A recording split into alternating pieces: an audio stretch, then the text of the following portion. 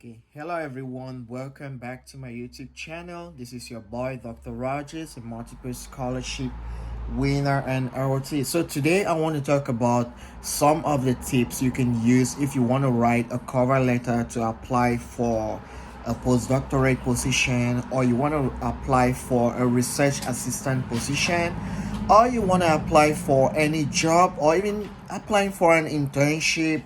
So what are the steps, or what are the things you are expected to do, or it's expected from you?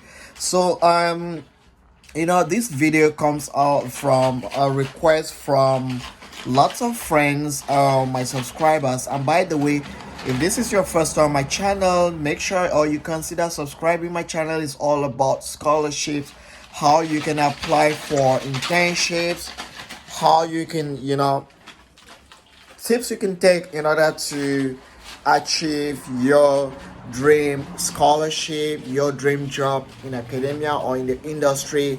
And one thing for you to trust my credibility is that, first of all, I've got a lot of scholarships in Africa, in Asia, in Europe. I haven't applied that much.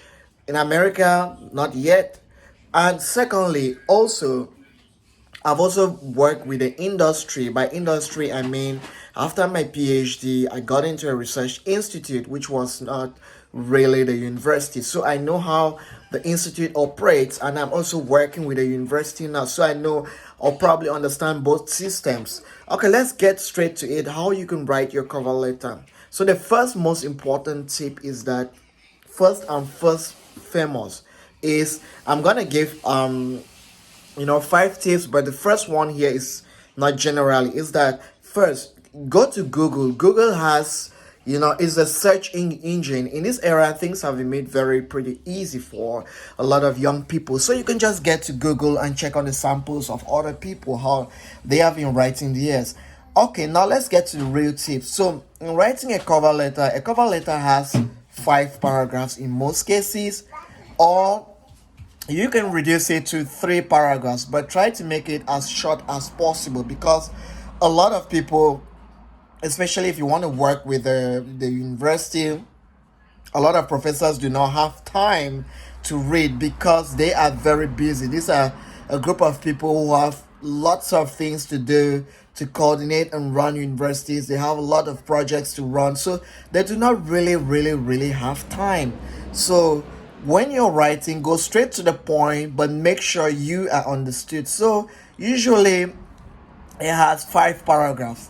I'm going to talk about 5 paragraphs.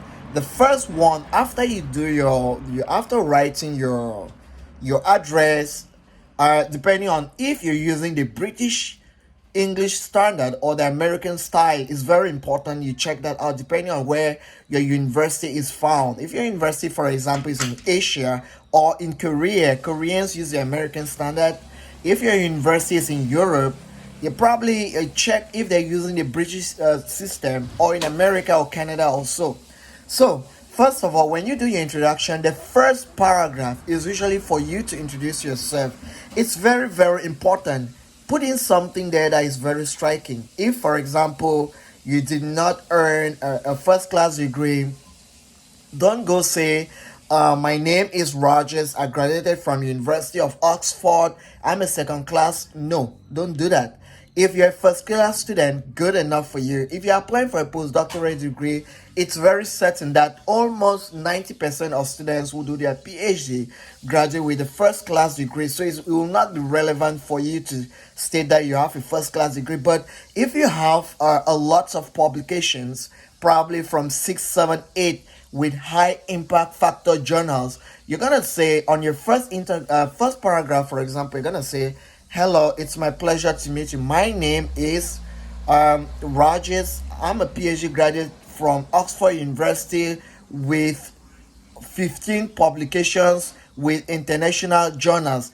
Then you go down now to the second paragraph. The second paragraph, now you have got to explain how, you try to explain what you've done, what is your previous research, what's your previous research on. It's very important.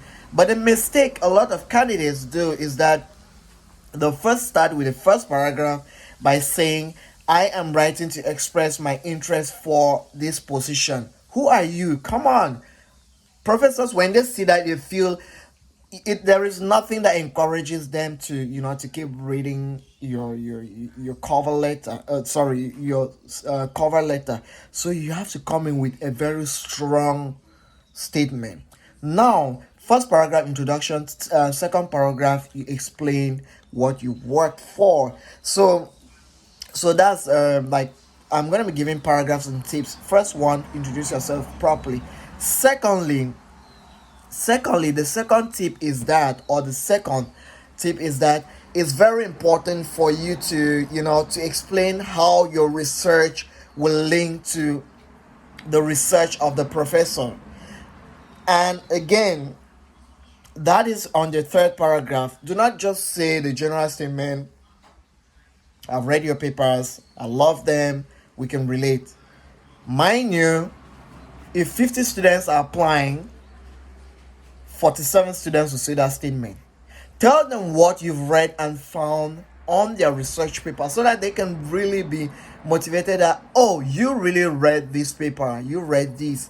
It's very, very important you mention that on your third paragraph. On your fourth paragraph is a paragraph where you've got to sell yourself. Tell them, how are you coming, what are you bringing, what is your contribution, how are you coming to solve a solution which is already existing in the company. Then if you tell them you're coming in now with, for example, if the lab is working on climate change, you have people who are working on, let's say, on trees, then you will say you've worked on climate change, but you're bringing in a solution for you to look at how you can sort out climate change as far as soils are concerned. Bam!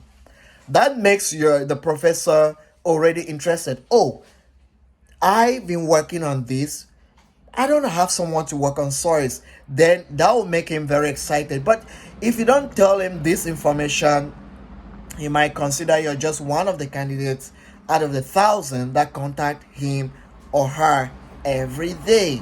So now you have to bring in your what you will sort, and then probably you might even share. You can even share a solution or a history on how you can sort out that problem by probably quoting one of your research which you've done.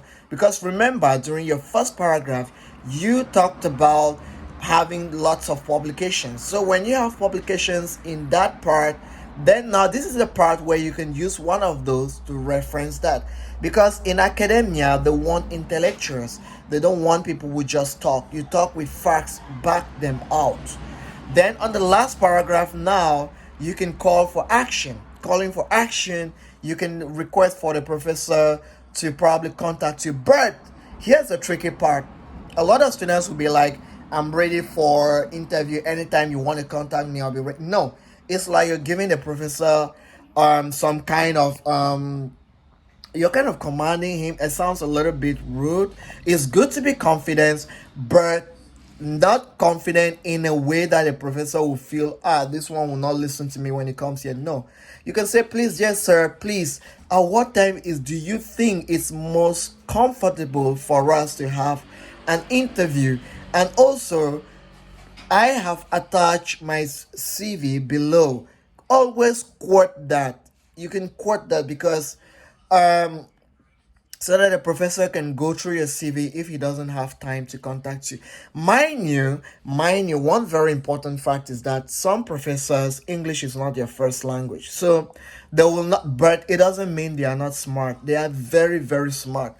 Anybody who is a professor means he has a lot of experience, which you, as someone entering the industry, you will not have that experience. So English is not might not be their first in a language of instruction, so they will not be comfortable having a conference call with you, but they will prefer to write. So it's very, very important you make sure you channel all your information by writing, so that if at all he will love to speak on video with you, then he can do that if he has the time. So if you love my video, how about you give me a thumbs up or click on the notification bell or you do subscribe so that each time I come up with such videos, you'll be aware. I'm going to drop another video again soon, probably not today, on how you can write a cover letter for a scholarship, to win a scholarship or admission. Cover letters and statement of and motivation letters, they are similar, but there is a difference. First one is motivation is for you're looking for a job. Cover, you're looking for motivation, you're looking for admission, scholarship. Cover, you're looking for a job. So see you again on my next video. This has been your boy Dr. Rogers. Peace out.